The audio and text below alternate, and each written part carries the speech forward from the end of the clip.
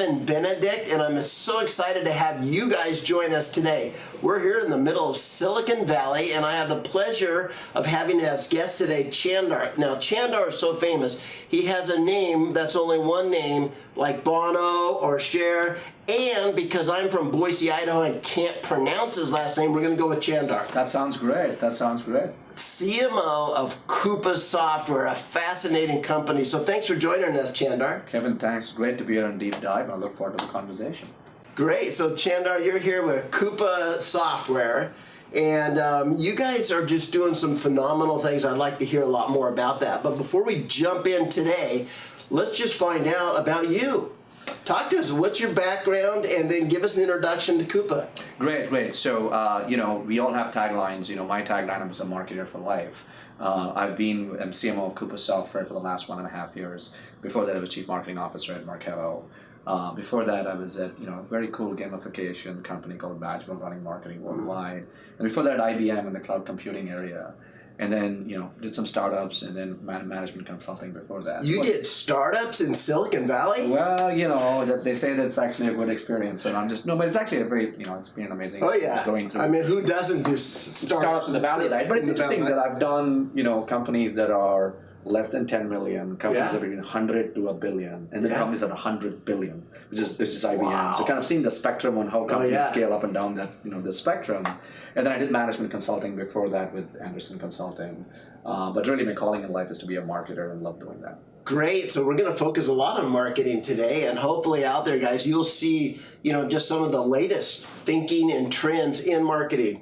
So Chandar, talk to us about Coupa. What's your market? What problems do you solve for companies, etc.? Yeah, so Coupa, we are a one-stop shop in a category called business spend management. And if you kind of take a step back and look at it, what Salesforce.com is to sales is what we are to spend. And just like every company makes money, every company spends money. And just like Salesforce is a platform for all aspects of selling, we have a platform for all aspects of spend. And that includes procurement, invoicing, expenses, strategic sourcing, supplier management, risk management, etc. And rather than trying to piecemeal all these different technologies in legacy solutions, we're a cloud-born platform for handling all aspects of spend. And today, the world's largest companies trust us. There's more than $850 billion of spend that goes through Coupa, with companies that are, companies are doing great, like, you look at Unilever or Toyota or Airbus or Aon or MGM Grand, or worldwide leaders like Sanofi, etc. across the world, as well as companies that are doing good for society, like the Leukemia and Lymphoma Society, the World Division, etc. And then also companies that are disrupting today, like a Salesforce.com or some of the card companies we know about. So broad spectrum of customers across the world, and really handling everything a company has to do with business spend. Wow. So one of the key words that everybody focuses on in this era is digital transformation. So what's your messaging around digital transformation?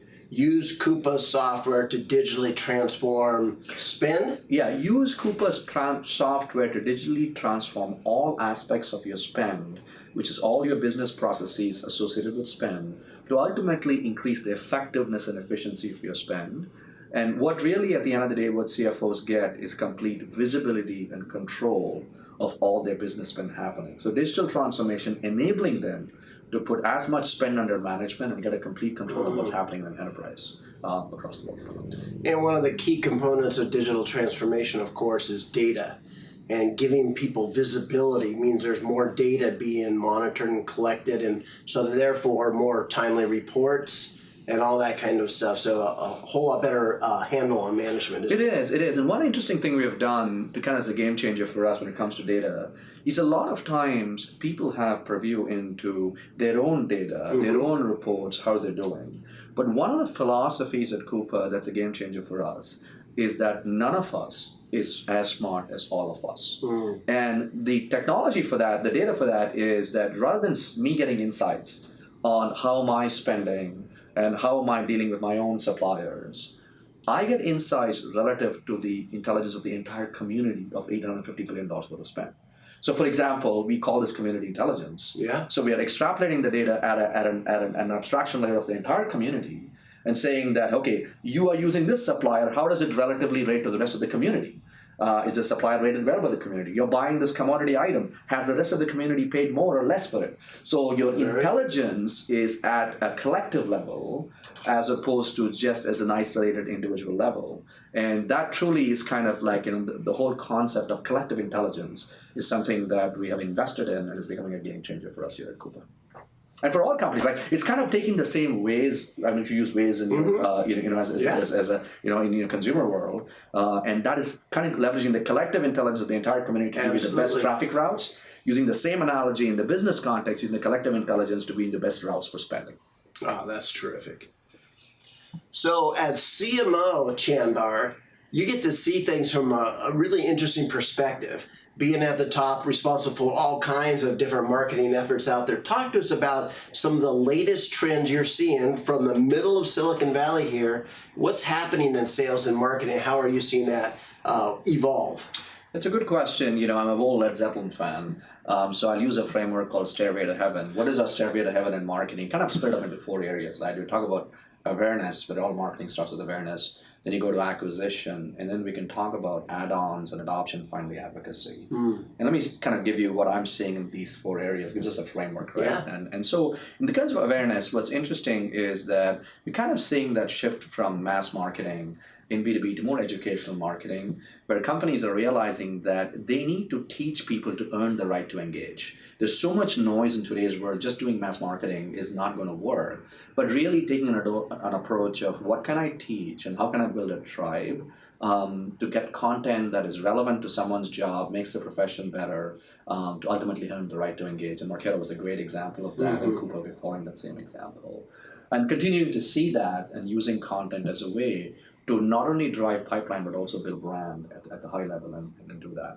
When it comes to acquisition, kind of the next step in the stairway, I think, the big term today is account-based marketing. Yes. It's been around for a long time, and sales has been doing account-based selling for a long time.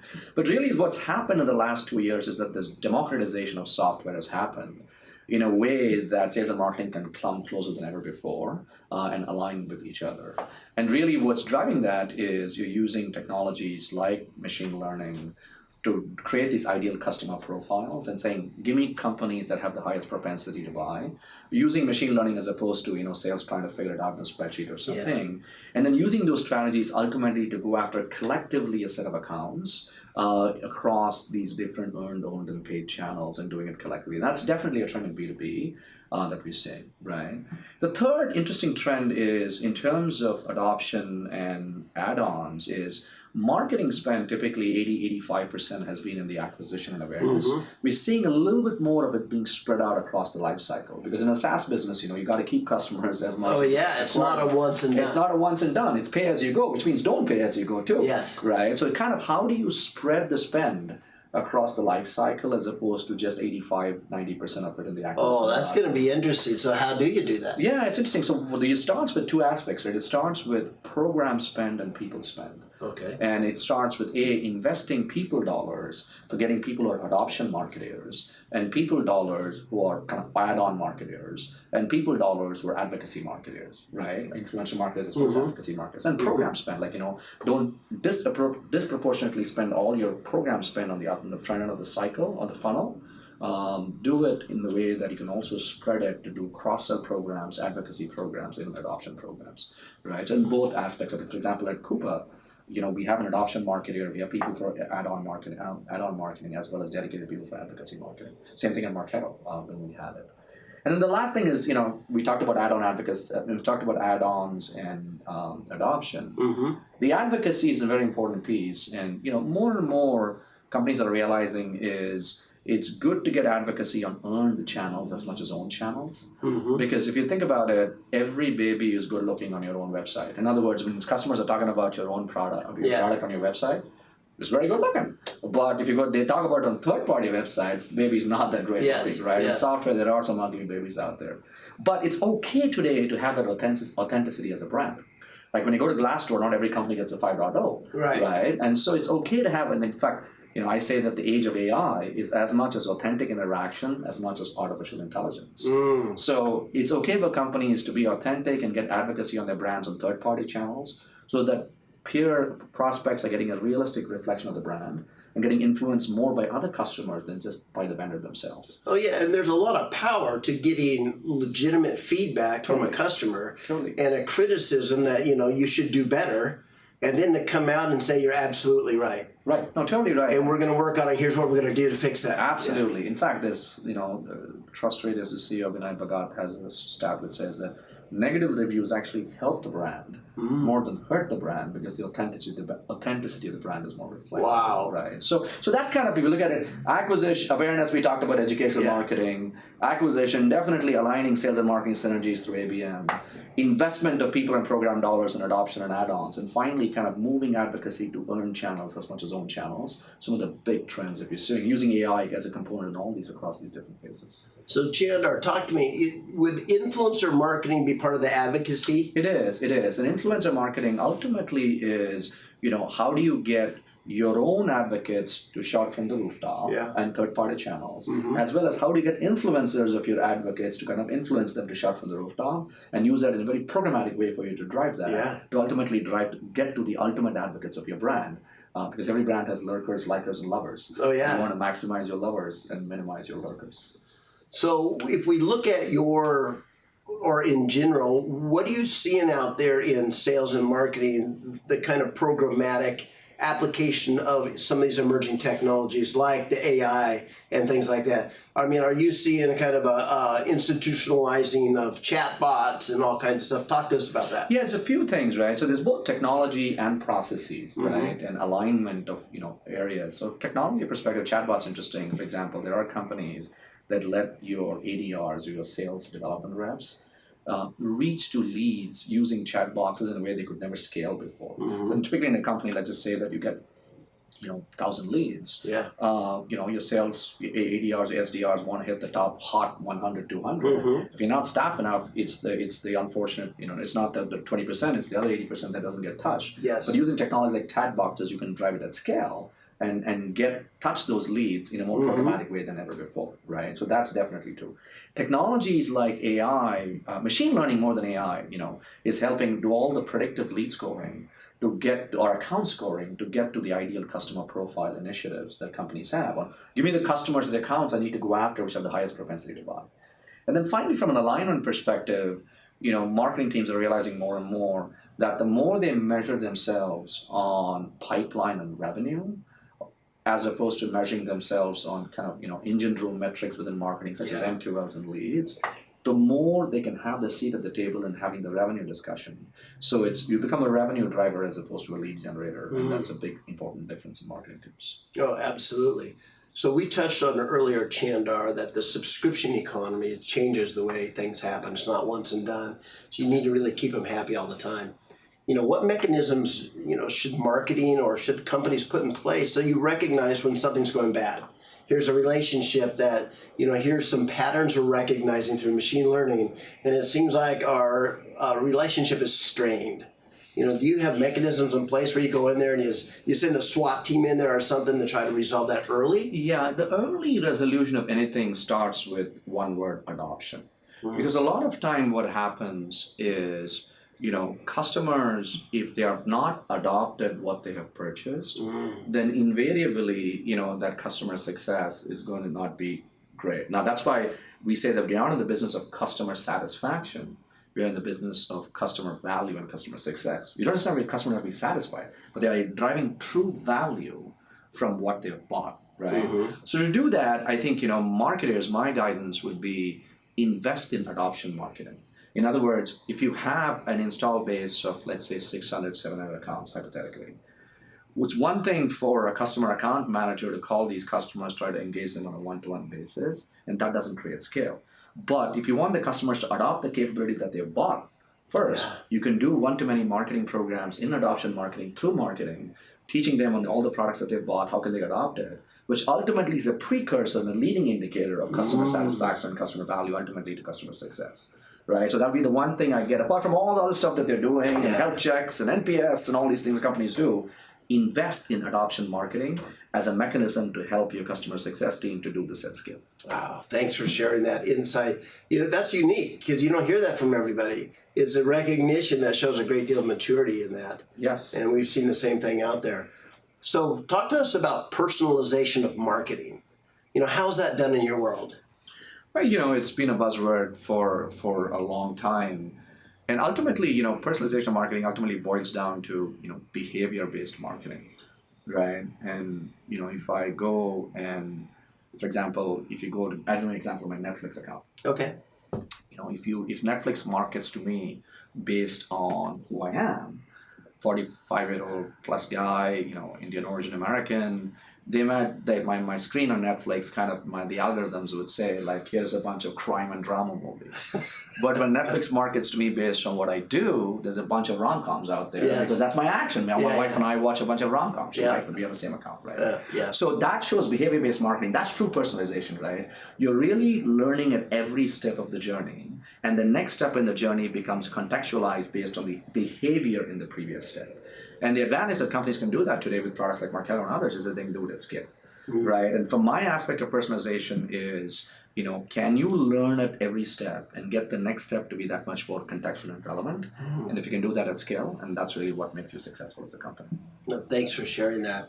So personalization, contextual relevance, all of that, almost means that different individuals can see different content based on their profiles. Starting point, you can take this all the way, right? One starting point is somebody comes to your website and then you contextualize based on their